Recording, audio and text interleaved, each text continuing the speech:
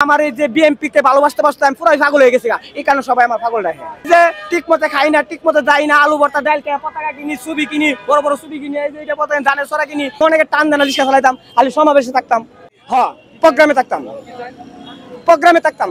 মনটা যতক্ষণ প্রোগ্রাম কোনোদিন 10 ঘন্টা প্রোগ্রাম থাকে, আবার কোনদিন 3 ঘন্টা থাকে। ওই যে আপনার শাহবাগ প্রোগ্রামে আমি 12 ঘন্টা থাকছি। তারেক রহমানকে আমি ভালোবাসি মনে প্রাণে, যেতে তাই তারেক রহমান বীরের বেশে বাংলাদেশ শাসক। বিএনপির প্রোগ্রামে যে এই নাচগুলো নাচেন, এতে আপনার এখন পর্যন্ত কোনো নেতা আপনার প্রশংসা করেছে কিনা?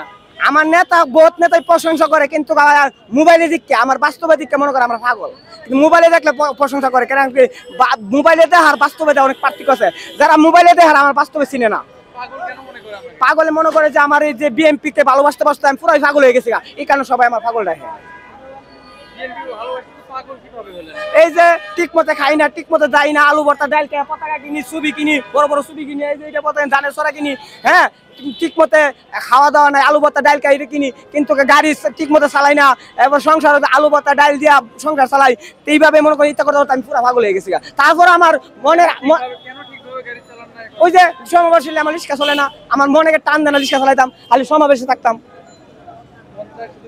হ্যাঁ প্রোগ্রামে থাকতাম, প্রোগ্রামে থাকতাম। মনটা যতক্ষণ প্রোগ্রাম কোনোদিন 10 ঘন্টা প্রোগ্রাম থাকে, আবার কোনদিন 3 ঘন্টা থাকে। ওই যে আপনার শাহবাগ প্রোগ্রামে আমি 12 ঘন্টা থাকছি।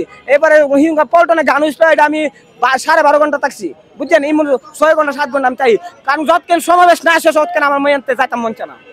জিয়াউর রহমান যেমন চট্টগ্রাম কালুঘাট বেকারগঞ্জের স্বাধীনতা ডাক দিয়েছিল, জিয়াউর রহমানকে 3 বারের প্রধানমন্ত্রী বেগম খালেদা জিয়াকে বীরের মতো তারেক রহমান, যে তারেক রহমান আপনার আগামী মানুষে প্রধানমন্ত্রী দেখতে চাই, তারেক রহমানকে আমি ভালোবাসি মনে প্রাণে, যেতে তাই তারেক রহমান বীরের বেশে বাংলাদেশ শাসক, এটাই আমি চাই, এটা জনগণের চা, বাংলাদেশের মানুষ চা।